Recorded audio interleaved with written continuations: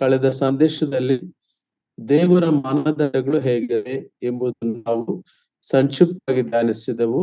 ದೇವರ ದೃಷ್ಟಿಯಲ್ಲಿ ದೇವರು ತಾನು ಯಾವ ರೀತಿಯಲ್ಲಿ ತನ್ನ ಒಂದು ಮಾನದಂಡವನ್ನ ಅಥವಾ ತನ್ನ ಒಂದು ತೀರ್ಪನ್ನು, ತನ್ನ ಒಂದು ಜಡ್ಜ್ಮೆಂಟ್ ಅನ್ನ ಅಥವಾ ತನ್ನ ಒಂದು ಏನು ಅಳತೆಗೋಲನ್ನ ದೇವರು ಉಪಯೋಗಿಸ್ತಾನೆ ಎಂಬುದನ್ನು ನಾವು ತಿಳ್ಕೊಳ್ತಾ ಬಂದೆವು. ಆತನು ಎಲ್ಲರನ್ನ ಬಲ್ಲಂತ ದೇವರು. ಹಾಗಾಗಿ ಪ್ರವಾದಿ ಆದರೆ ಪ್ರವಾದಿಗಳ ಅಂತರಂಗವನ್ನು ಬಲ್ಲಂತ ದೇವರು, ನಾಯಕರಾದರೆ ಸಭಾ ನಾಯಕರ ಅಂತರಂಗವನ್ನು ಬಲ್ಲಂತ ದೇವರು, ಸಾಮಾನ್ಯ ಜನರಾದರೆ ಜನರ ಅಂತರಂಗವನ್ನು ಬಲ್ಲಂತ ದೇವರು, ಕ್ರಿಸ್ತನನ್ನು ಅರಿಯದೇ ಇರುವಂತವರಿದ್ದರೆ ಅವರನ್ನು ಕೂಡ ಬಲ್ಲಂತ ದೇವರು. ಆತನು ಸರ್ವಸೃಷ್ಟಿಗೆ ಒಡೆಯನು, ಸರ್ವ ಸೃಷ್ಟಿಗೆ ಆಧಾರ ಸಂಭೂತನು. ಹಾಗಾಗಿ ಸರ್ವೋನ್ನತನಾದ ದೇವರ ದೃಷ್ಟಿಕೋನದಲ್ಲಿ, ಆತನ ಒಂದು ಆಲೋಚನೆಯಲ್ಲಿ, ಆತನ ಒಂದು ದೃಷ್ಟಿಯಲ್ಲಿ ಎಲ್ಲರೂ ಕೂಡ ಸಮಾನರೆಂಬುದಾಗಿದ್ದ ಸಂಗತಿಯನ್ನು ನಾವು ಮೊದಲು, ಯಾಕಂದ್ರೆ ಆ ಧ್ಯಾನದ ನಂತರ ಇವತ್ತು ಒಬ್ಬ ವಿಶಿಷ್ಟವಾದ ವ್ಯಕ್ತಿ, ಒಂಥರ ವಿಪರ್ಯಾಸಕ್ಕೆ ಗುರಿಯಾಗಿರುವಂತ ವ್ಯಕ್ತಿ, ದೈವತೆಗೆ ಗುರಿಯಾಗಿರುವ ವ್ಯಕ್ತಿ ಹಾಗೂ ದೇವರ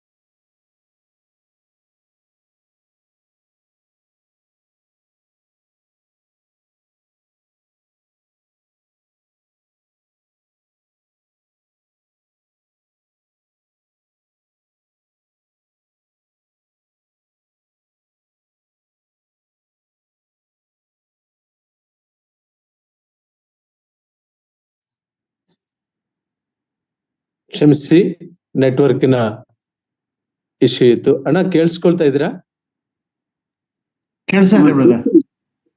ಓಕೆ ಬ್ರದರ್, ಥ್ಯಾಂಕ್ ಯು. ಹಾಗೆ ಈ ದಿನದಲ್ಲಿ ಆ ಒಂದು ಪೀಠಿಕೆಯೊಂದಿಗೆ ಒಬ್ಬ ವ್ಯಕ್ತಿಯನ್ನು ನಾವು ಧ್ಯಾನಿಸೋಣ. ಪ್ರಕಟಣೆ ಗ್ರಂಥ 2ನೇ ಅಧ್ಯಾಯ 14ನೇ ವಚನವನ್ನ ಓದಬೇಕೆಂದು ನಾನು ಕೇಳಿಕೊಳ್ತೇನೆ. ಪ್ರಕಟಣೆ ಗ್ರಂಥ 2ನೇ ಅಧ್ಯಾಯ 14ನೇ ವಚನ.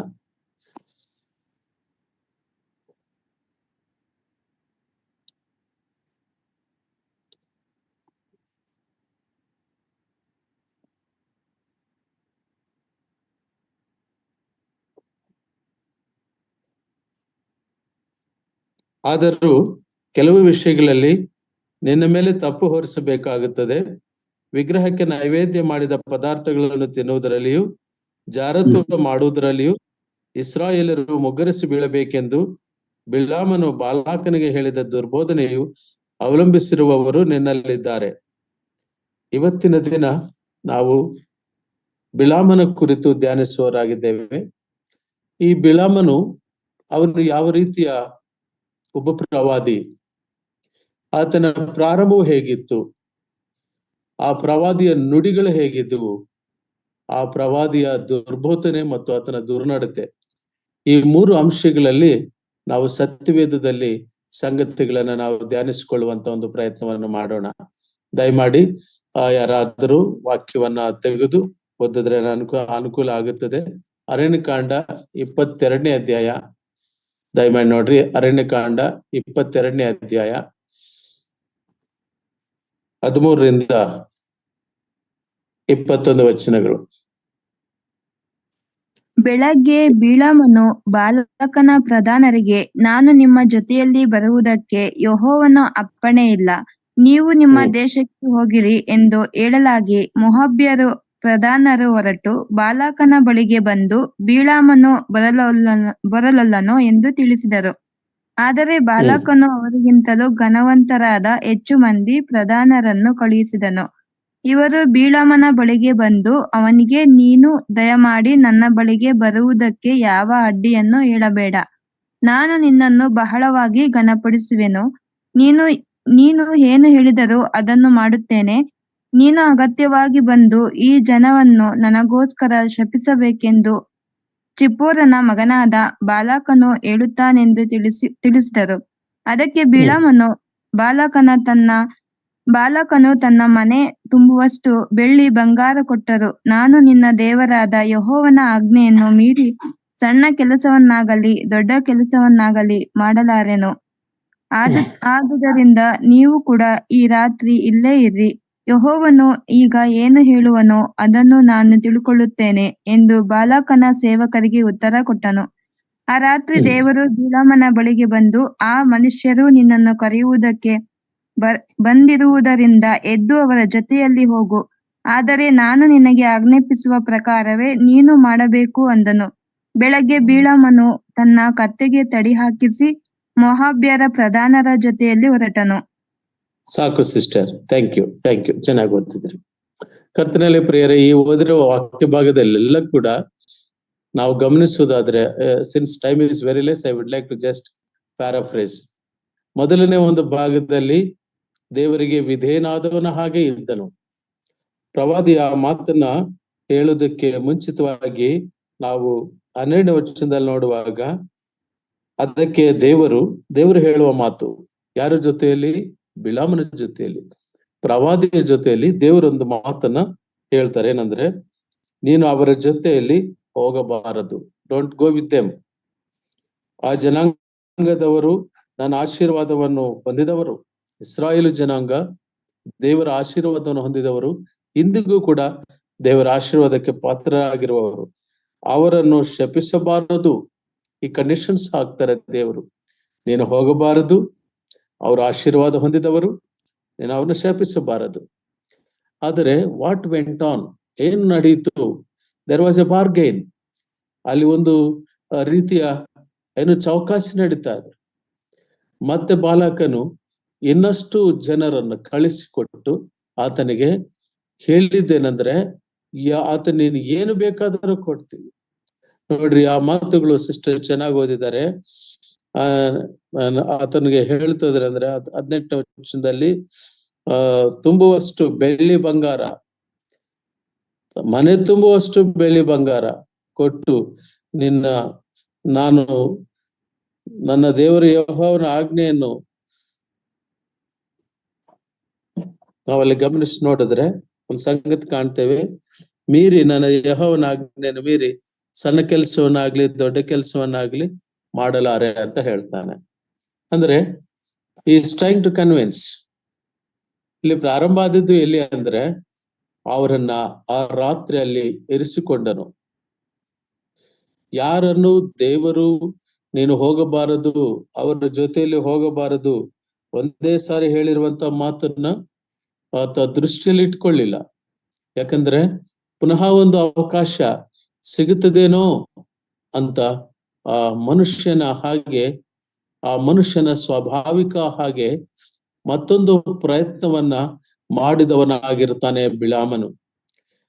ದೇವರು ಕಡಾಖಂಡಿತವಾಗಿ ಹೇಳಿದ್ದಾನೆ, ನೀನು ಅವರ ಜೊತೆಯಲ್ಲಿ ಹೋಗಬಾರದು.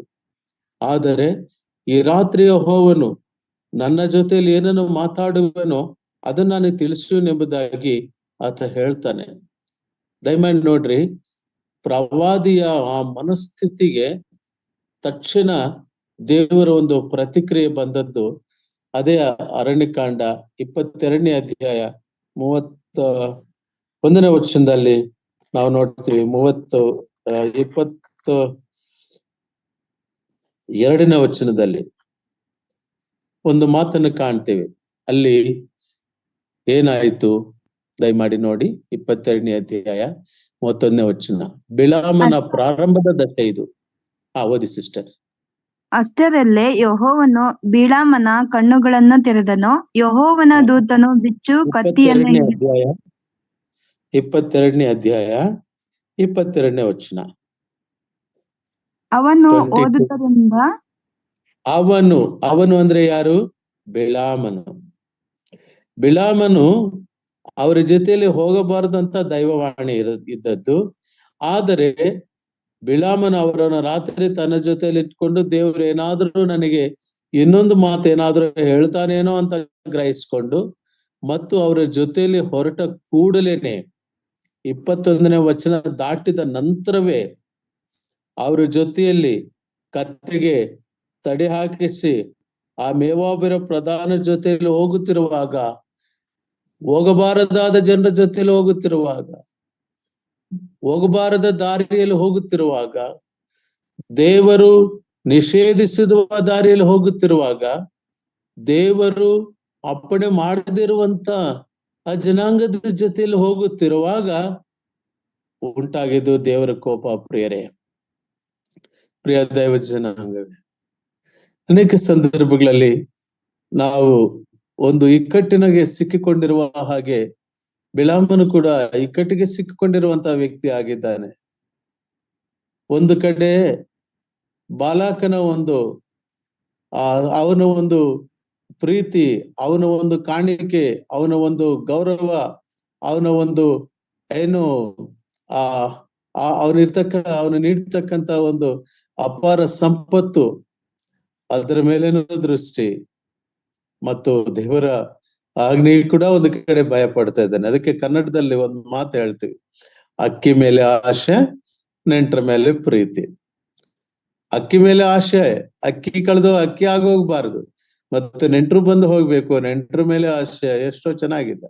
ಆ ರೀತಿಯ ಒಂದು ಇಕ್ಕಟ್ಟಿನ ಮನಸ್ಥಿತಿನಲ್ಲಿ ಇರ್ತಕ್ಕಂಥ ಒಬ್ಬ ವಿಶ್ವಾಸಿ ದಿನಮಾನಗಳಲ್ಲಿ ಹೇಗೆ ನಡೆದುಕೊಳ್ಬೇಕು ಎಂಬುದನ್ನು ನಮಗೆ ಸತ್ಯವೇದದಲ್ಲಿ ಆಯಾ ಭಾಗಗಳಲ್ಲಿ ದೇವರ ವಾಕ್ಯವನ್ನ ನಾವು ಧ್ಯಾನಿಸುವಾಗ, ಗಮನಿಸುವಾಗ, ಅರ್ಥ ಮಾಡಿಕೊಂಡು ಧ್ಯಾನಿಸುವಾಗ ಅನೇಕ ಸಂಗತಿಗಳು ನಮಗೆ ಅರ್ಥವಾಗ್ತವೆ. ಪ್ರಿಯರೇ, ಪ್ರಕಟಣೆ ಗ್ರಂಥದಲ್ಲಿ ದೇವರು ಯೋಹಾನನಿಗೆ ಪತ್ಮೋಸ ದ್ವೀಪದಲ್ಲಿ ಕಾಣಿಸಿಕೊಂಡು ಸಭೆಗಳಿಗೆ ಆತನು ತನ್ನ ಸಂದೇಶವನ್ನು ನೀಡುವಾಗ ಸಾರ್ವತ್ರಿಕ ಸಭೆಗಳಿಗೆ ನೀಡಲ್ಪಡುವಂತಹ ಸಂದೇಶವಾಗಿದ್ದು, ಸಪ್ತ ಸಭೆಗಳಿಗೆ ನೀಡುವ ಸಂದೇಶ ಅದು ನಿರಂತರವಾದ ಸಂದೇಶವಾಗಿದ್ದು, ಅನೇಕರಿಗೆ ಪ್ರಯೋಜನಕರವಾಗ್ತಕ್ಕಂತ ಒಂದು ಸಂದೇಶವನ್ನ ಪ್ರತಿಯೊಂದು ವಚನದಲ್ಲಿ, ಪ್ರತಿಯೊಂದು ವಾಕ್ಯದಲ್ಲಿ ದೇವರಲ್ಲಿ ಇಟ್ಟಿದ್ದಾರೆ. ಪ್ರಿಯರೇ, ನಾವು ಅದನ್ನ ಪವಿತ್ರಾತ್ಮನ ಪ್ರೇರಣೆಯಿಂದ ಧ್ಯಾನಿಸಿ, ಆಲೋಚಿಸಿ, ಅವಲೋಕನ ಮಾಡಿದಾಗ ದೇವರ ಮಾರ್ಗಗಳನ್ನ ನಾವು ಅರ್ಥಕೊಳ್ತೇವೆ, ದೇವರ ಚಿತ್ತವನ್ನು ನಾವು ಅರ್ಥಕೊಳ್ತೇವೆ. ಹೋಗಬಾರದಾದ ಸ್ಥಳಕ್ಕೆ ಹೋದದ್ದ ಕಾರಣಕ್ಕಾಗಿ ದೇವರ ಕೋಪ ಉಂಟಾಯ್ತು. ಗಮನಿಸಿ ನೋಡ್ರಿ, ಅವನು ಹೋದದ್ದರಿಂದ, ಅವನು ಎಂಬುದಾಗಿ ಹೇಳಿದಾಗ ಬಿಳಾಮನು ಹೋದದ್ದರಿಂದ ದೇವರಿಗೆ ಕೋಪ ಉಂಟಾಯ್ತು. ಪ್ರಾಯಶಃ ನಾನು ನೆನೆಸ್ತೇನೆ, 21ನೇ ವಚನದಲ್ಲಿ ಆ ಬಿಳಾಮನು ಪ್ರವಾದಿಯು ಬೆಳಿಗ್ಗೆ ಎದ್ದು ಕತ್ತೆಗೆ ಬೇಗ ಬೇಗ ತಡೆ ಹಾಕಿಸಿದಾನೆ, ಪ್ರಧಾನರ ಜೊತೆ ನಡ್ರಿ ಅಂತ ಹೋಗಿದ್ದಾನೆ. ಪ್ರಾರ್ಥನೆ ಆದರೂ ಕೂಡ ಮಾಡ್ಲಿಲ್ಲ, ದೇವರ ಚಿತ್ತವನ್ನಾದರೂ ಕೂಡ ತಿಳ್ಕೊಳ್ಳಿಲ್ಲ. ದೇವರು ತಡೆದು ನೀನು ಹೋಗಬಾರ್ದಂತ ಹೇಳಿದಾನಲ್ಲ, ಅದನ್ನಾದ್ರೂ ನೆನಪು ಮಾಡಿಕೊಂಡಿಲ್ಲ. ಆದರೆ ಆತನು ಆ ಪರ್ಟಿಕ್ಯುಲರ್ ಸಿಚುವೇಶನ್ ನಲ್ಲಿ, ಆ ಸಂದರ್ಭದಲ್ಲಿ ದೇವರು ಒಂದು ಮಾತನ್ನ ಹೇಳಿದ್ದನ್ನು ನೆನಪು ಮಾಡ್ಕೊಳ್ತಾನೆ. ಹೈಲೈಟ್ ಆಗಿ ದೇವರ ಹೇಳಿದ್ದಾದ್ರೂ ಏನು, ಅವರು ನಿನ್ನ ಜೊತೆಯಲ್ಲಿ ಬಂದಿರುವುದರಿಂದ, 20ನೇ ವಚನ ನಾನು ಓದ್ತಾ ಇದ್ದೀನಿ, ಆ ಮನುಷ್ಯರು ನಿನ್ನನ್ನು ಕರೆಯುವುದಕ್ಕೆ ಬಂದಿರುವುದರಿಂದ ಎದ್ದು ಅವರ ಜೊತೆಯಲ್ಲಿ ಹೋಗು. What a great God we have. ಬಿಳಾಮನಿಗೆ ಆತನ ಮನಸ್ಥಿತಿಗೆ, ಆತನಿಗಿರುವ ಗೌರವಕ್ಕೆ, ಆತನಿಗಿರುವಂತ ಒಂದು ಮನ್ನಣೆಗೆ ದೇವರು ಕೂಡ ಆತನಿಗೆ ಹೇಳ್ತಾ, ಅವ್ರು ಕರೆದಿದ್ದಾರೆ, ಕರೆದಾಗ ಎಲ್ಲಿಗಾದ್ರೂ ನಾವು ಹೋಗ್ಲೇಬೇಕಲ್ಲ, ಅವ್ರ ಜೊತೆಲಿ ಹೋಗು, ಕಂಡೀಷನ್. ಆದರೆ ದಯಮಾಡಿ ನೋಡ್ರಿ, ಅಲ್ಲಿ ನಾವು ಬಿಳಾಮನ ಪ್ರವಾದಿಯ ಸಂಗತಿಯನ್ನ ನಾವು ಗಮನಿಸುವಾಗ ಆತ ಆ ಕಾನ್ವರ್ಸೇಷನ್ ಅಲ್ಲಿ ನಾವು ಅನೇಕ ಸಂಗತಿಗಳನ್ನ ನಾವು ಗಮನಿಸ್ಕೊಳ್ತೇವೆ. ಯೆಹೋವನಿಗೆ ಕೋಪ ಉಂಟಾಯ್ತು. ಮತ್ತು ಅದೇ ಅಧ್ಯಾಯ 22ನೇ ಅಧ್ಯಾಯ 33ನೇ ವಚನಕ್ಕೆ ಬನ್ನಿ. ಆ ಕತ್ತೆ ನನ್ನನ್ನು ನೋಡಿ 3 ಸಾರಿ ನನ್ನೆದುರಿನಿಂದ ಒತ್ತಟ್ಟಿಗೆ ತಿರುಗಿಕೊಂಡಿತು. ಹಾಗೆ ತಿರುಗಿಕೊಳ್ಳದಿದ್ದರೆ ನಾನು ಕತ್ತೆಯನ್ನು ಉಳಿಸಿ ನಿನ್ನನ್ನು ಕೊಂದು ಹಾಕಿ ಬಿಡುತ್ತಿದ್ದೆನೋ ಎಂದು ಹೇಳಿದನು. ಅದಕ್ಕೆ ಥ್ಯಾಂಕ್ ಯು. ಅದಕ್ಕಿಂತ ಮುಂಚಿತವಾಗಿ ಅಷ್ಟರಲ್ಲೇ ಅನ್ನುವ ಪದ ಈ ಸಂದರ್ಭಗಳಲ್ಲಿ ಬಹಳ ಎಷ್ಟಾಗಿ ಕಾಣಿಸುತ್ತೆ. ಅಂದ್ರೆ god is very quick in doing his work at this particular time. ಈ ಒಂದು ನಿರ್ದಿಷ್ಟವಾದ ಸಂದರ್ಭದಲ್ಲಿ ಬಿಳಾಮನ ವಿಷಯದಲ್ಲಿ ದೇವರು ಆತನನ್ನು ಕುರಿತು ಆಪರೇಟ್ ಮಾಡುವಾಗ ಬಹಳ ಶೀಘ್ರವಾಗಿ, ಬಹಳ ತುರ್ತಾಗಿ ದೇವರು ಪ್ರತಿಕ್ರಿಯನಾಗಿದ್ದಾನೆ. ಮೊದಲನೇದಾಗಿ ಕೋಪಗೊಂಡನು, ಎರಡನೇದಾಗಿ 31ನೇ ವಚನ ಓದಿ ಸಿಸ್ಟರ್, ಅದೇ ಅಧ್ಯಾಯ 31ನೇ ವಚನ. ಅಷ್ಟರಲ್ಲಿ ಯೆಹೋವನು ನಾನು ಓದಿ. ಅಷ್ಟರಲ್ಲೇ ಯೆಹೋವನು ಬಿಳಾಮನ ಕಣ್ಣುಗಳನ್ನು ತೆರೆದನು. ಯೆಹೋವನು ದೂತನು ಸಾಕು ಸಿಸ್ಟರ್. 2ನೇ ಪಾಯಿಂಟ್ ಚೆನ್ನಾಗಿ ಅರ್ಥ ಮಾಡ್ಕೊಳ್ಳಿ. ಕಣ್ ತೆರೆದಂಗ ಆಯ್ತು ನಮಗೂ ಕೂಡ ಅಂತಾರೆ ದೇವರನ್ನು ಸಾರಿ. It is an eye opener for us. ಹೌದಪ್ಪ, ನಮಗೂ ಕೂಡ ಕಣ್ ತೆರೆದಂಗ ಆಯ್ತು ಅಂತ ಕೆಲವು ಘಟನೆಗಳಲ್ಲಿ, ಕೆಲವು ಸಂದರ್ಭಗಳಲ್ಲಿ ಆ ಅನುಭವ ವಿಶ್ವಾಸಿಗಳಾದ ನಮಗೂ ಕೂಡ ಆ ರೀತಿ ಆಗ್ತಾ ಇರ್ತದೆ. ಆಗ ಏನಾಯ್ತು, ಯೆಹೋವ ದೇವರು ಆ ಕತ್ತೆ ಎದುರಿನಲ್ಲಿ ದೂತನು ನಿಂತುಕೊಂಡಾಗ ಅದು ದಾರಿ ತಪ್ಪಿಸ್ಕೊಂಡು ಹೋಗ್ತಿತ್ತು, ಅರಣ್ಯ ಮಾರ್ಗಕ್ಕೆ ಹೋಗ್ತಿತ್ತು.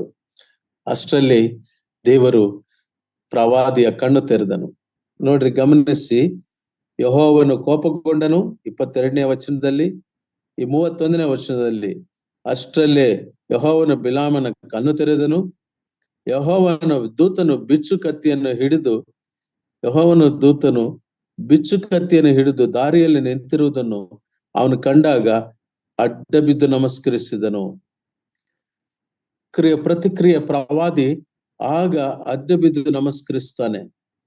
ಬಹಳ ವಿಚಿತ್ರವಾದ ವಿಷಯ ಏನಂದ್ರೆ 32ನೇ ವಚನದಲ್ಲಿ ಯೆಹೋವನ ದೂತನು, ನೀನು 3 ಸಾರಿಗೂ ನಿನ್ನ ಕತ್ತೆಯನ್ನು ಹೊಡೆದಿದ್ದೇಕೆ? That's a question. 3 ಸಾರಿ ನೀನು ಯಾಕೆ ನಿನ್ನ ಕತ್ತೆಯನ್ನು ಹೊಡೆದಿದ್ದಿ? ನೀನು ನನಗೆ ವಿರುದ್ಧವಾದ ಮಾರ್ಗವನ್ನು ಹಿಡಿದಿದ್ದರಿಂದ ನಿನ್ನನ್ನು ತಡೆಯುವುದಕ್ಕೆ ನಾನೇ ಬಂದಿದ್ದೇನೆ. ದೇವದೂತನ ಹೇಳ್ತಾ, ನೀನು ವಿರುದ್ಧ ಮಾರ್ಗದಲ್ಲಿ ಹೋಗ್ತಾ ಇದೀಯ. ಕರ್ತನಲ್ಲಿ ಪ್ರಿಯರೇ, ವಿರುದ್ಧ ಮಾರ್ಗದಲ್ಲಿ ಹೋಗುವಾಗ ನಮಗೆ ಕೆಲವು ಸೂಚನೆಗಳು ಕೂಡ ಆಗ್ತಿರ್ತವೆ. ಹಾಗಾಗಿ ಬಸ್ ಬ್ರೇಕ್ ಡೌನ್ ಆಗ್ಬೋದು, ಅಥವಾ ಮುಂದಕ್ಕೆ ದಾರಿ ಹಾಕ್ದಲೇ ಇರ್ಬೋದು. ಅಂದ್ರೆ ಆ ಕಾಲದಲ್ಲಿ ವಾಹನಗಳಿರ್ಲಿಲ್ಲ, ಕತ್ತೆಗಳೇ ವಾಹನಗಳು. ಆ ಕತ್ತೆಗಳಿಗೇನು, ಆ ಕತ್ತೆಯು ಅದು ಆ ದೂತನನ್ನು ನೋಡಿತು, ಆದರೆ ಈ ಮನುಷ್ಯನ ಕಣ್ಣು ತೆಗಲಿಕ್ಕಾಗಿಲ್ಲ.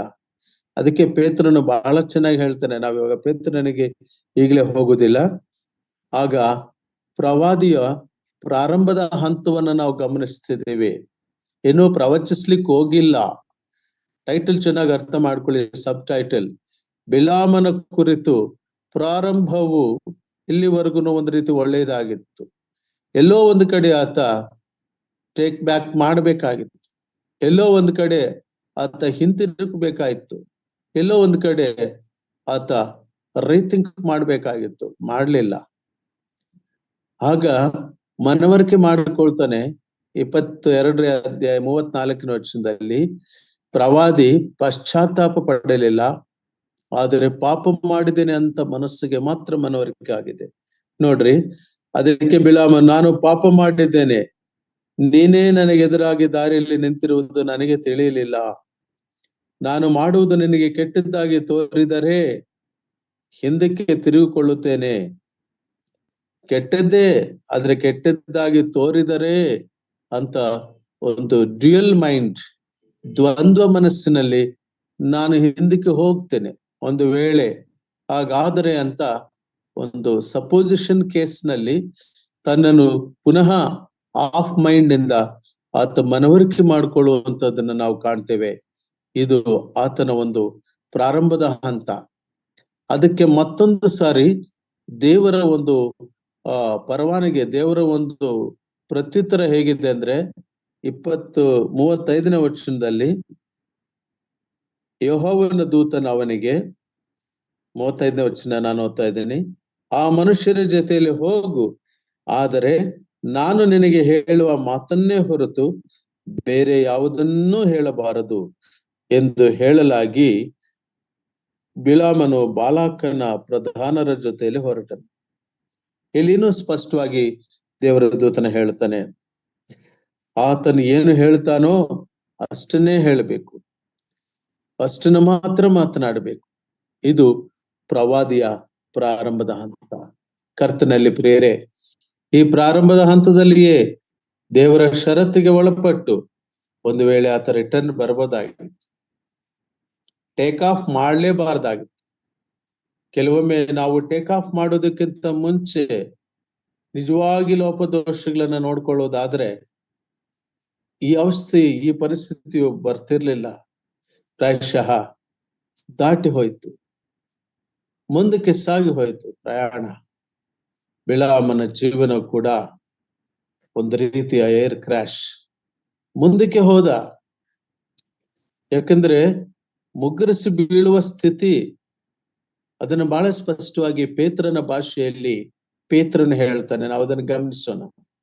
ಈಗ ನಂತರ 2ನೇ ಭಾಗದಲ್ಲಿ ನಾವು ಬಿಳಾಮನನ್ನು ಕುರಿತು, ಬಿಳಾಮನ ದುರ್ಬೋಧನೆಯನ್ನು ಕುರಿತು ಧ್ಯಾನಿಸುವಾಗ ಹಂತ ಹಂತವಾಗಿ ಆ ಪ್ರವಾದಿಯ ಮನಸ್ಥಿತಿ, ಆ ಪ್ರವಾದಿಯ ಒಡನಾಟ, ಆದರೂ ಆತ ದೈವಾತ್ಮ ಪ್ರೇರಿತನು. ಪ್ರಿಯರೇ, ಸಿ ದಟ್ ವರ್ಡ್, ನಾವು ಅದನ್ನ ಮುಂದಕ್ಕೆ ಹೋಗ್ತಾ ಇರ್ತೇವೆ. ದೇವರು ಈ ಮನುಷ್ಯರು ಹೇಗೆ ನೋಡ್ತಾರೋ ಆ ರೀತಿ ಔಟ್ರೇಟ್ ಆಗಿ ಯಾರನ್ನು ರಿಜೆಕ್ಟ್ ಮಾಡುವಂತ ದೇವರಲ್ಲ. ದೇವರ ಆತ್ಮನು ಅವರಲ್ಲಿಯೂ ಕೂಡ, ಆತನ ಒಂದು ವೇಳೆ ದಾರಿ ತಪ್ಪಿ ಹೋಗ್ತಿದ್ರು ಕೂಡ ಕರುಣಾಮಯನಾದ ದೇವರು, ಮಹಾಪ್ರೀತಿ ಇರುವ ದೇವರು. ಆತನು ತನ್ನ ಉದ್ದೇಶವನ್ನ ಸ್ವಲ್ಪ ಮತ್ತೆ ಸರಿದಾರಿಗೆ ತಂದಾದರೂ ಉಪಯೋಗಿಸಿಕೊಳ್ಳೋಣ ಅಂತ ತನ್ನ ಒಂದು ಕಾರ್ಯವನ್ನ ಮನುಷ್ಯರ ಮೂಲಕವಾಗಿ ಆತನು ಮಾಡುವಂತಹ ಪ್ರಯತ್ನ ಮಾಡೋನಾಗಿದ್ದಾನೆ. ಪ್ರಿಯರೇ, ಈಗ ನಮ್ಮ 2ನೇ ಭಾಗ ಪ್ರವಾದಿಯ ನುಡಿಗಳು. ಬಿಳಾಮನ ಕುರಿತು ಪ್ರಾರಂಭ ಒಳ್ಳೆಯದಾಗಿತ್ತು. ಈಗ ಪ್ರವಾದಿಯಾದ ಬಿಳಾಮನ ನುಡಿಗಳನ್ನ ನಾವು ನೋಡೋಣ. ದಯಮಾಡಿ ನೋಡಿ, ನಾವು ಬೇಗ ಮುಂದಕ್ಕೆ ಸಾಗೋಣ. ಅರಣ್ಯಕಾಂಡ 23ನೇ ಅಧ್ಯಾಯ ನಾವು ವಿಂಗಡಿಸೋಣ. 23ನೇ ಅಧ್ಯಾಯ 9-10 ವಚನಗಳು. ಬೆಟ್ಟದ ಶಿಖರದಿಂದ ನಾನು ಅವರನ್ನು ಕಂಡೆನು, ಗುಡ್ಡದಿಂದ ಅವರನ್ನು ನೋಡಿದೆನು. ಆ ಜನಾಂಗವು ತಾನು ಇತರ ಜನಾಂಗಗಳಂತಲ್ಲವೆಂದು ಭಾವಿಸಿಕೊಂಡು ಪ್ರತ್ಯೇಕವಾಗಿ ವಾಸಿಸುತ್ತದೆ. ಧೂಳಿನಷ್ಟು ಅಸಂಖ್ಯವಾದ ಯಾಕೋಬ್ಯರನ್ನು ಲೆಕ್ಕಿಸುವುದಕ್ಕೆ ಯಾರಿಂದಾದೀತು? ಇಸ್ರಾಯೇಲರ ಕಾಲ್ಭಾಗವನ್ನಾದರೂ ಯಾರು ಹೇಳಬಲ್ಲರು? ಸಜ್ಜನರಾದ ಅವರು ಸಾಯುವ ರೀತಿಯಲ್ಲೇ ನಾನು ಸಾಯಬೇಕು. ಅವರಿಗುಂಟಾಗುವ ಸಾಕು ಸಿಸ್ಟರ್, ಥ್ಯಾಂಕ್ ಯು. ಕರ್ತನಲ್ಲಿ ಪ್ರಿಯರೇ, ದುರ್ಬೋಧನೆ ನೀಡಲು ಹೋಗುತ್ತಿರುವ ಪ್ರವಾದಿಯ ಪ್ರಾರಂಭ ಹಾಗಿತ್ತು. ಪ್ರಾರಂಭದ ನಂತರ ಆ ಪ್ರವಾದಿಯ ನುಡಿಗಳಲ್ಲಿ ಇಸ್ರಾಯೇಲರ ಸಜ್ಜನಿಕೆಯನ್ನು, the goodness of the Israelites was acknowledged by the prophet Bilam.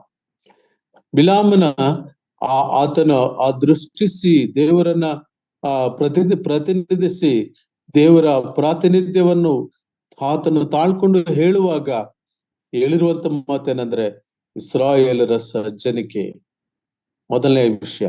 2ನೇದಾಗಿ ಅದೇ 23ನೇ ಅಧ್ಯಾಯ 19-24 19ರಿಂದ 24ನೇ ತನಕ ಓದೋಣ ಸಿಸ್ಟರ್.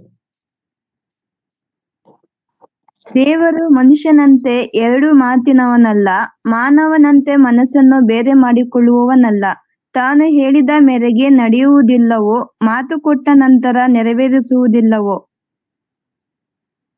ಅಂಕಲ್ ಓದ್ಬೇಕಾ? ಕರ್ತನಲ್ಲಿ ಪ್ರಿಯರೇ, ಈ ಮಾತು ಪ್ರಾಯಶಃ ದೇವರನ್ನ, ಯೆಹೋವ ದೇವರನ್ನ ಗುಣಗಾನ ಮಾಡ್ತಾನೆ ಪ್ರವಾದಿಯಾದ ಬಿಳಾಮ. ಮನುಷ್ಯರಿಗೆ ಹೋಲಿಕೆ ಮಾಡ್ತಾ ಹೇಳ್ತಾ, ದೇವರು ಮನುಷ್ಯನಂತೆ ಎರಡು ಮಾತಿನವನಲ್ಲ, ಮಾನವನಂತೆ ಆತನು ಮನಸ್ಸನ್ನು ಬೇರೆ ಮಾಡಿಕೊಳ್ಳುವವನಲ್ಲ. see the attributes of God. He is praising, he is worshipping. ಇಲ್ಲಿ ನಾವು ಒಂದು ಕಡೆ ನೋಡುವಾಗ ಆತನು ದೇವರನ್ನ ಹೆಚ್ಚಿಸ್ತಾನೆ, ದೇವರನ್ನ ಘನಪಡಿಸ್ತಾನೆ, ದೇವರ ನಾಮ ಎಷ್ಟು ಮಹತ್ತರವಾದದ್ದು ಎಂಬುದನ್ನು ಆತನು ಹೇಳುವಂಥದ್ದನ್ನು ನಾವು ಕಾಣ್ತೇವೆ ಪ್ರೇರೆ. ಇಸ್ರಾಯೇಲರ ಸಜ್ಜನಿಕೆ ವಿಷಯದಲ್ಲಿ ಹೇಳಿದನು, ಇಸ್ರಾಯೇಲರನ್ನು ಶಪಿಸುವುದಿಲ್ಲ, ಶಪಿಸಬಾರದೆಂಬುದಾಗಿ ನಿರ್ಣಯವನ್ನು ಮಾಡಿಕೊಂಡನು. ಹಾಗಾಗಿ ಪ್ರವಾದಿಯ ನುಡಿಗಳನ್ನು ಪ್ರಾರಂಭಿಸುತ್ತಾ ಆತನು ಸಜ್ಜನಿಕೆಯುಳ್ಳಂತ ಇಸ್ರಾಯೇಲ್ ಜನಾಂಗ ಎಂಬುದಾಗಿ ಹೇಳಿದರು. ಇತ್ತೀಚಿನ ದಿನಮಾನಗಳಲ್ಲಿ ಕೆಲವರು ದೇವರ ವಾಕ್ಯವನ್ನು ಹಂಚುವಾಗ ಇಸ್ರಾಯೇಲರ ವಿಷಯದಲ್ಲಿ ಪ್ರಕಟಣೆ ಗ್ರಂಥ ವ್ಯಾಖ್ಯಾನ ಮಾಡುವುದಾಗಲಿ ಅಥವಾ ಬೇರೆ ಇನ್ನೇನಾದ್ರೂ ಸಂದರ್ಭದಲ್ಲಿ ಆಗ್ಲಿ ಇಸ್ರಾಯೇಲನ ಕುರಿತು ಅವರು ಇಂಥ ಕಠಿಣವಾದಂತವ್ರು, ಹಂಗಿರೋರು ಹಿಂಗಿರೋರು ಎಂಬುದಾಗಿ ಹೇಳುವಂತಹದ್ದು ಪ್ರಾಯಶಃ ನಾನು ನೆನೆಸ್ತೇನೆ. ಅದು ದೇವರಿಗೆ ಇಷ್ಟವಾದ ಮಾತಲ್ಲ. ಯಾಕಂತ ಹೇಳಿದ್ರೆ ಮೊದಲ ಕೊರಿಂಥ ಪತ್ರಿಕೆ 10ನೇ ಅಧ್ಯಾಯದಲ್ಲಿ ದೇವರು ನಮಗೊಂದು ಮಾತನ್ನು ಹೇಳಿದ್ದಾರೆ. ಏನಂದ್ರೆ ಅವು ದೃಷ್ಟಾಂತವಾಗಿ ಅವ್ರಿಗೆ ಸಂಭವಿಸಿ ಯುಗಾಂತದಲ್ಲಿರುವಂತ ನಮಗೆ ಬುದ್ಧಿ ಹೇಳುವುದಕ್ಕಾಗಿ ಆ ಮಾತುಗಳು ಬರೆಯಲ್ಪಟ್ಟಿವೆ. ನಾವು ಅವರಿಗಿಂತ ಶ್ರೇಷ್ಠರಲ್ಲ ಎಂಬುದನ್ನು ಯಾವಾಗಲೂ ಮನವರಿಕೆ ಮಾಡಿಕೊಂಡಿರ್ಬೇಕೆಂಬುದಾಗಿ ಹೇಳುವಾಗ ಆ ಸಜ್ಜನಿಕೆ ಇರುವಂತ ಜನರು ಅವರ ಸಂಖ್ಯೆಯಲ್ಲಿ ಕಡಿಮೆಯಾಗಿದ್ದರೂ ದೇವರವರು ಆರಿಸಿಕೊಂಡಿರೋ ಜನರು. ಆತನನ್ನು ಆರಿಸಿಕೊಂಡಿರೋರ ಮೇಲೆ ಯಾರು ತಾನೇ ತಪ್ಪು ಹೊರಿಸ್ಲಿಕ್ಕೆ ಸಾಧ್ಯ ಆಗುತ್ತದೆ? ಕರ್ತನಲ್ಲಿ ಪ್ರಿಯರೇ, ಅಫ್ಕೋರ್ಸ್ ಅವರು ದಾರಿ ತಪ್ಪಿದ್ದಾರೆ, ದೇವರಿಗೆ ದೂರವಾಗಿದ್ದರು.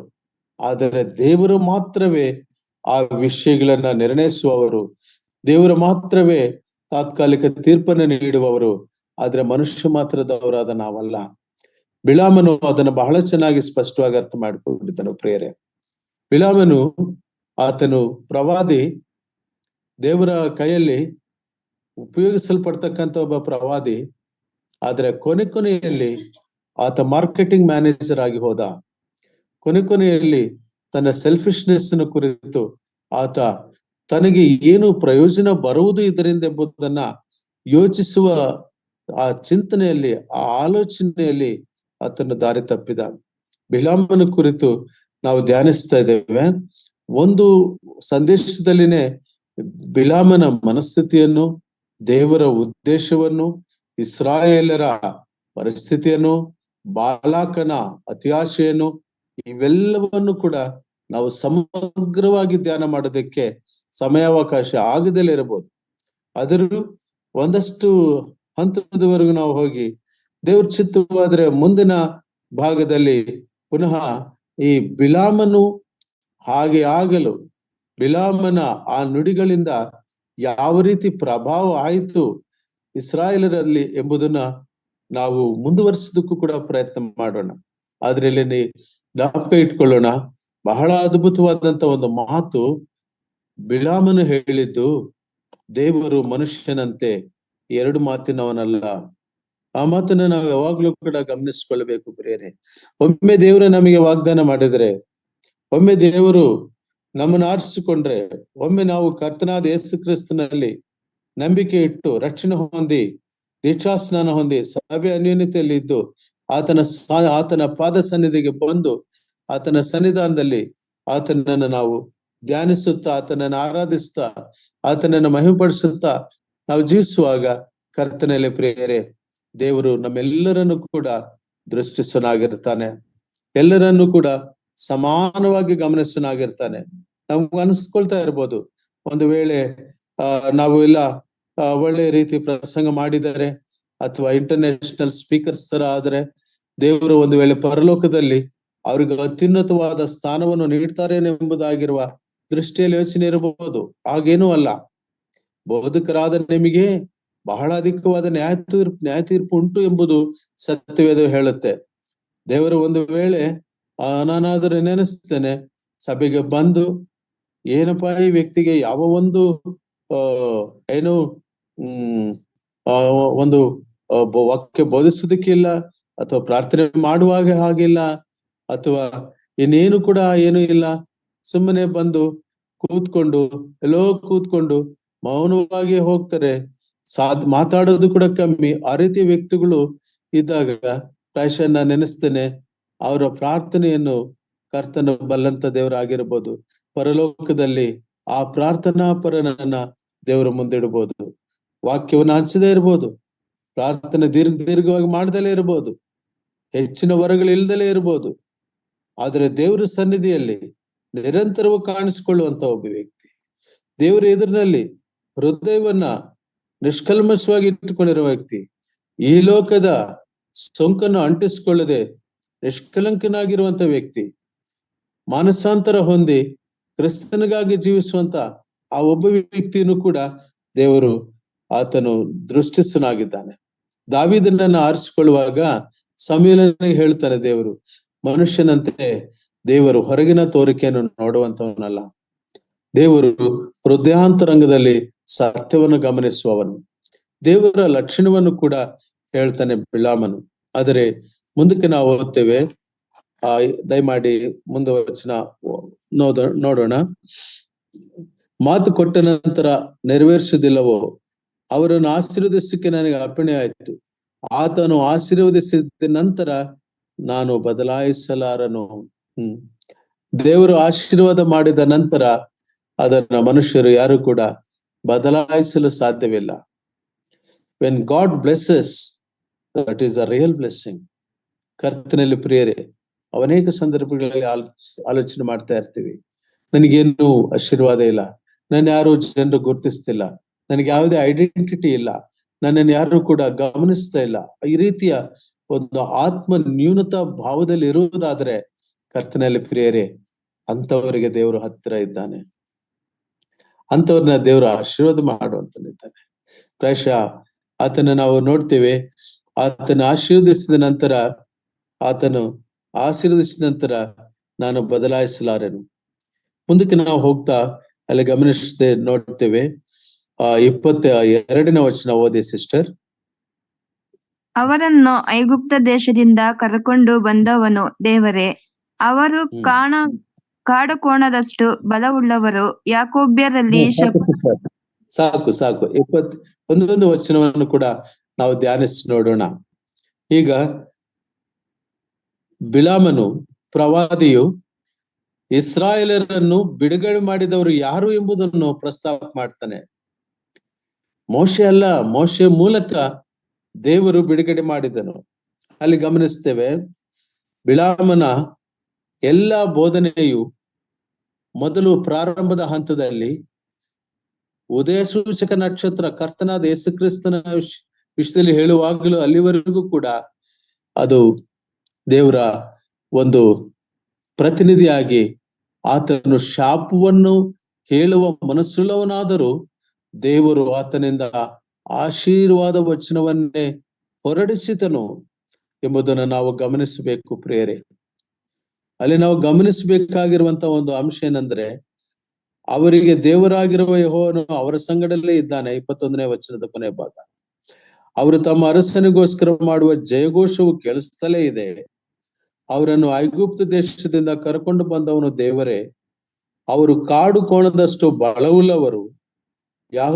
ಆ ಒಂದು ಅವರ ಬಲವನ್ನು ಇಸ್ರಾಯೇಲರು ಎಂತ ಒಂದು ಬಲಶಾಲಿಗಳು, ಅವರ ಜಯಘೋಷ ಎಷ್ಟು ಅದ್ಭುತವಾದದ್ದು ಎಂಬುದನ್ನು ಬಿಳಾಮನು ಹೇಳ್ತಾ ಇದ್ದಾನೆ. ದಯಮಾಡಿ ಗಮನಿಸಬೇಕು. ಇಲ್ಲಿ ನಾವು ಆತನನ್ನು ಕುರಿತು ಧ್ಯಾನಿಸುವಾಗ ಬಿಳಾಮನ ಒಂದು ಪ್ರಾರಂಭದ ನುಡಿಗಳು ಹೇಗಿವೆ, ನಂತರ ಏನಾಯ್ತು, ಆದರೂ ಆತನು ಎಂತ ಮಾತುಗಳನ್ನು ಹೇಳ್ತಾ ಬಂದನು ಎಂಬುದಾಗಿ ನಾವು ನೋಡುವಾಗ 24ನೇ ವಚನದಲ್ಲಿ ಅದೇ ಅಧ್ಯಾಯ, ಆ ಜನಾಂಗದವರು ಪ್ರಾಯದ ಸಿಂಹದಂತೆ ಎದ್ದು ಮೃಗೇಂದ್ರನಂತೆ ನಿಂತಿದ್ದಾರೆ. ಪ್ರಾಯದ ಸಿಂಹದಂತೆ ಇರುವಂತವರು ಎಂಬುದಾಗಿ ಅವರನ್ನ ಹೊಗಳುತ್ತಾ ಇದ್ದಾನೆ, ಆಶೀರ್ವದಿಸ್ತಾ ಇದ್ದಾನೆ. ಇತ್ತ ಕಡೆ ಒಂದು ಕಡೆ ಬಾಲಾಕನಿಗೆ ಹೊಟ್ಟೆ ಉರಿತಾ ಇದೆ.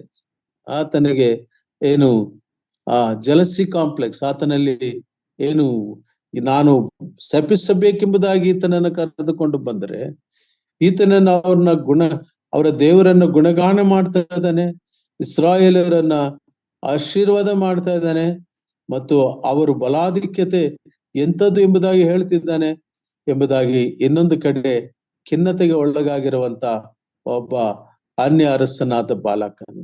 ಪ್ರಿಯರೇ, ಅಂಡರ್ಸ್ಟ್ಯಾಂಡ್ ದ ಕಾಂಟೆಕ್ಸ್ಟ್. ನಾವು ಕನ್ಕ್ಲೂಷನ್ಗೆ ಹೋಗೋದಕ್ಕಿಂತ ಮುಂಚೆ ಬಿಳಾಮನ ಈ ಮಾತುಗಳು, ಇನ್ನೊಂದು ಸಂಗತಿಯನ್ನ ನಾವು ನೋಡ್ಲಿಕ್ಕೆ ಹೋಗ್ತೀವಿ. ಇಂಥ ಪ್ರವಾದಿಯ ಮನಸ್ಥಿತಿಯಲ್ಲಿ ಇನ್ನೊಂದು ಸಂಗತಿ ಏನಂದ್ರೆ, ಅದೇ ಅರಣ್ಯಕಾಂಡ 24ನೇ ಅಧ್ಯಾಯ 2-3 ವಚನಗಳನ್ನು ಓದೋಣ. ಅವನು ಕಣ್ಣೆತ್ತಿ ನೋಡಲಾಗಿ ಕುಲಗಳ ಪ್ರಕಾರ ಡೇರೆಗಳನ್ನು ಹಾಕಿಕೊಂಡಿದ್ದ ಇಸ್ರಾಯೇಲರು ಅವನಿಗೆ ಕಾಣಿಸಿದರು. ಆಗ ಅವನು ದೇವಾತ್ಮ ಪ್ರೇರಿತನಾಗಿ ಪದ್ಯರೂಪವಾಗಿ ಎಂತೆಂದನು. ದ ಇಂಟೆನ್ಸಿಟಿ ಆಫ್ ಪ್ರೀಚಿಂಗ್, ಪ್ರವಚಿಸುವ ಪ್ರವಾದಿಯ ಆ ಪ್ರವಾದನೆ ಇನ್ನೂ ಹೆಚ್ಚಾಯಿತು. ರಾಗಬದ್ಧವಾಗಿ ಪದ್ಯ ರೂಪದಲ್ಲಿ ಹೇಳ್ತಾ ಹೋಗ್ತಾನೆ ಬಿಳಾಮನು. ಪ್ರೇರೇ, ಬಹಳ ಆಶ್ಚರ್ಯಕರವಾದ ಸಂಗತಿ ಏನಂದ್ರೆ, ಅಂತಹ ವ್ಯಕ್ತಿಯನ್ನು ಕೂಡ ದೇವರ ಆತ್ಮ ಪ್ರೇರಿಸಿದೆ ಅಂತ ವಚನ ನಾವಲ್ಲಿ ಗಮನಿಸಿ ನೋಡ್ತೇವೆ. ದಯಮಾಡಿ ನೋಡ್ರಿ 3ನೇ ವಚನ. ಆಗ ಅವನು ದೇವಾತ್ಮ ಪ್ರೇರಿತನಾಗಿ ಪದ್ಯರೂಪವಾಗಿ, ಅನ್ಯಾತ್ಮ ಅಲ್ಲ, ಅಲ್ಲಿ ದೇವರಾತ್ಮನು ತಾನೇ ಆತನನ್ನು ಉಪಯೋಗಿಸಿದನು. ಪ್ರಿಯರೇ, ರೋಮಾಪುರದವರು ಬರೆದ ಪತ್ರಿಕೆಯಲ್ಲಿ ಅಪೊಸ್ತಲನಾದ ಪೌಲ 14ನೇ ಅಧ್ಯಾಯದಲ್ಲಿ ಒಂದು ಮಾತನ್ನ ಹೇಳ್ತಾನೆ. ಸೇವಕರ ವಿಷಯದಲ್ಲಿ ನಾವು ಬಹಳ ಎಚ್ಚರಿಕೆಯಾಗಿರ್ಬೇಕೆಂಬುದಾಗಿ. ಒಬ್ಬ ಸೇವಕನನ್ನ ದೇವರು ದೋಷಿಯನ್ನಾಗಿಯೂ ನಿರ್ದೋಷಿಯನ್ನಾಗಿಯೂ ನಿಲ್ಲಿಸುವುದಕ್ಕೆ ಕರ್ತನು ಸಮರ್ಥನು. That is the God's work. That's the way how God deals with his people. That's the way how God uses his servants. That's the way how God uses his prophets. ತನ್ನ ಪ್ರವಾದಿಗಳನ್ನು, ತನ್ನ ಜನರನ್ನು, ತಾನು ಆದುಕೊಂಡಂತವರನ್ನ ನಡೆಸುವ ರೀತಿ. ಮನುಷ್ಯ ದೃಷ್ಟಿಯಿಂದ ನಾವು ಬಿಳಾಮನೊಂದು ತಕ್ಷಣ ಒಂದು ಕನ್ಕ್ಲೂಷನ್ಗೆ ಹೋಗ್ತೀವಿ, ಸತ್ಯ ಅದು ಒಂದು ಕಡೆ. ಆದರೆ ಆ ಬಿಳಾಮನು ಸದ್ಯಕ್ಕೆ, ಆ ಸಂದರ್ಭಕ್ಕೆ, ಆ ಸಮಯಕ್ಕೆ ಅನುಗುಣ, ಆ ಕಾಲಘಟ್ಟಕ್ಕೆ, ಆ ಇಸ್ರಾಯೇಲರನ್ನ ಆತ ನೋಡಿದಾಗ ಆತನ ಮನ ತುಂಬಿ, ನೋಡ್ರಿ ಆ ಮಾತು ಬಹಳ ಸ್ಪಷ್ಟವಾಗಿ ಇಲ್ಲಿ ಬರೆಯಲ್ಪಟ್ಟಿದೆ. ನಾವು ಈ ಮಾತುಗಳನ್ನು ಧ್ಯಾನಿಸುವಾಗ ಕರ್ತನಲ್ಲಿ ಪ್ರಿಯರೇ, ಇದು ನಮಗೆ ಜೇನು, ದೇವರ ವಾಕ್ಯ ನಮಗೆ ಆ ಒಂದು ರೀತಿಯ ಅದು ಏನು ಜೇನು ಹಾಗೆ ನಮ್ಮನ್ನ ಆಕರ್ಷಿಸುವಂತದ್ದಾಗಿರ್ತದೆ ಅಲ್ವೇ? ನಾವೆಲ್ಲ ಗಮನಿಸಿ ನೋಡ್ತೇವೆ. ಇಸ್ರಾಯೇಲ್ ಅವರಿಗೆ ಕಾಣಿಸಿದಾಗ ಆಗ ಅವನು ದೇವಾತ್ಮ ಪ್ರೇರಿತನಾಗಿ ಪದ್ಯರೂಪವಾಗಿ ಎಂತಂದನು. ಬೆಯೋರನ ಮಗನಾದ ಬಿಳಾಮನಿಗುಂಟಾದ ದೈವೋಕ್ತಿ, ಮನೋದೃಷ್ಟಿಯಿಂದ ನೋಡುವ ಪುರುಷನಿಗೆ ಬಂದ ದೈವೋಕ್ತಿ, ದೇವರ ಮಾತುಗಳನ್ನು ಕೇಳುವನಾಗಿಯೂ ಪರವಶನಾಗಿ ಕಣ್ಣು ತೆರೆದು ಸರ್ವಶಕ್ತನ ದರ್ಶನವನ್ನು ಹೊಂದಿದವನಾಗಿಯೂ. What a beautiful commendation for this prophet. ಕರ್ತನಲ್ಲಿ ಪ್ರಿಯರೇ, ಒಂದು ಅತ್ಯಂತ ಕೆಟ್ಟ ಕೆಲಸ, ಒಂದು ದುರ್ಬೋಧನೆ ಮಾಡ್ಲಿಕ್ಕೆ ಹೋಗುವ ವ್ಯಕ್ತಿ ಆ ಹಂತ ತಲುಪೋದಕ್ಕಿಂತ ಮುಂಚೆ, ಆ ಹಂತಕ್ಕೆ ಹೋಗದ ಹಾಗೆ ಈ ದೇವರ ಎಷ್ಟು ರುಚಿಯನ್ನ, ಆ ದೈವಾತ್ಮ ಪ್ರೇರಣೆಯನ್ನ ಮತ್ತು ಆ ದೇವರ ದರ್ಶನವನ್ನ ಕಂಡಂತ ಈ ವ್ಯಕ್ತಿ ಎಷ್ಟು ಮನಸ್ಸಂತರ ಪಟ್ಟು ಕರ್ತನ ಪಕ್ಷಕ್ಕೆ ಬರುವಂತ ಅವಕಾಶವಿತ್ತು. ಸಿ ದ ಬ್ಯೂಟಿ, ಇಲ್ಲಿರ್ತಕ್ಕಂಥ ಪದಗಳಲ್ಲಿರುವಂತ ಆ ಒಂದು ಸೌಂದರ್ಯವನ್ನು ನೋಡಿ. ಮನೋದೃಷ್ಟಿಯಿಂದ, ಕನ್ನಡ ಭಾಷೆಯಲ್ಲಿ ಬಹಳ ಚೆನ್ನಾಗಿ ಹೇಳಲ್ಪಟ್ಟಿದೆ. ಮನೋದೃಷ್ಟಿಯಿಂದ ನೋಡುವ ಪುರುಷನಿಗೆ ಬಂದ ದೈವೋಕ್ತಿ, ದೇವರ ಮಾತುಗಳನ್ನು ಕೇಳುವನಾಗಿಯೂ ಪರವಶನಾಗಿಯೂ ಕಣ್ಣು ತೆರೆದು ಸರ್ವಶಕ್ತನ ದರ್ಶನ ಹೊಂದುವನಾಗಿಯೂ ಇರುವ ಪುರುಷನಿಗುಂಟಾದ ದೈವೋಕ್ತಿ. ಆ ದೈವೋಕ್ತಿಯನ್ನು ಹೇಳ್ತಾ, ಯಾಕೋಬ್ಯರೇ, ನಿಮ್ಮ ಡೇರೆಗಳು ಎಷ್ಟೋ ಚೆಲುವಾಗಿವೆ, ಇಸ್ರಾಯೇಲರೇ, ನಿಮ್ಮ ನಿವಾಸಗಳು ಎಷ್ಟೋ ರಮ್ಯವಾಗಿವೆ. ಉದ್ದವಾಗಿ ಚಾಚಿಕೊಂಡಿರುವ ತಗ್ಗುಗಳಂತೆಯೂ ನದಿಯ ಬಳಿಯಲ್ಲಿರುವ ತೋಟಗಳಂತೆಯೂ ಕಾಣಿಸ್ತವೆ. ಯೆಹೋವನು ನೆಟ್ಟ ಅಗರು ಮರಗಳಿಗೂ ನೀರಿನ ಬಳಿಯ ದೇವದಾರು ವೃಕ್ಷಗಳಿಗೂ ಸಮಾನವಾಗಿವೆ. What a beautiful interpretation, metaphorical explanation. ಅಲಂಕಾರಿಕ ಭಾಷೆಯನ್ನ ಬಿಳಾಮನು ಉಪಯೋಗ ಮಾಡಿ ಅವರನ್ನ ಇಸ್ರಾಯೇಲ್ ಜನಾಂಗವನ್ನು ಕುರಿತು ವರ್ಣನೆ ಮಾಡ್ತಾನೆ. ಕರ್ತನಲ್ಲಿ ಪ್ರಿಯರೇ, ಇವತ್ತಿನ ಸಂದೇಶ ಪ್ರಾಯಶಃ ಪ್ರವಾದಿಯ ನುಡಿಗಳು ಎಂಬುದಾಗಿರ್ತಕ್ಕಂಥದನ್ನ ಮುಂದುವರಿಸಿ ಪ್ರವಾದಿಯ ದುರ್ನಡತೆ, ಪ್ರವಾದಿಯ ದುರ್ಬೋಧನೆ ಅನ್ನೋದನ್ನು ಕವರ್ ಮಾಡ್ಕೊಳ್ಳಿಕ್ಕೆ ಆಗ್ತಿಲ್ಲ. ಇದಕ್ಕೊಂದು ಇನ್ನೊಂದು 40 ನಿಮಿಷ ಕಾಲಾವಕಾಶ ಬೇಕಾಗುತ್ತದೆ. ಆದ್ದರಿಂದ ಇಷ್ಟು ಮಾತ್ರಕ್ಕೆ ನಾವು ಸೀಮಿತಗೊಳಿಸಿಕೊಳ್ಳೋಣ. ಪ್ರವಾದಿಯ ನುಡಿಗಳು ಎಂಬುದನ್ನ ಮಾತ್ರ ಇದು ಮಾಡಿಕೊಂಡು, ದೇವರ ಚಿತ್ತವಾದರೆ ಮುಂದಿನ ಗುರುವಾರ, ಮುಂದಿನ ಥರ್ಸ್ಡೇ, ಹೇಗೆ ದಾರಿ ತಪ್ಪಿಸಲ್ಪಟ್ಟ ಬಿಳಾಮನು ಇಸ್ರಾಯೇಲರನ್ನು ದಾರಿ ತಪ್ಪಿಸಿದ, ಮುಗ್ಗರಿಸಿದ ಎನ್ನುವುದನ್ನು ಕೂಡ ನಾವು ನೋಡೋಣ. ಅದಕ್ಕೆ ಆರಂಭಕ್ಕಿಂತ ಅಂತ್ಯವು ಮುಖ್ಯ. ಮೊದಲಿನವರು ಕಡೆಯವರಾಗಬಹುದು, ಕಡೆಯವರು ಮೊದಲಿನವರು ಆಗಬಹುದು. ಎಚ್ಚರಿಕೆಯಾಗಿರೋಣ. ದೇವರ ನಾಮಕ್ಕೆ ಸ್ತೋತ್ರವಾಗಲಿ.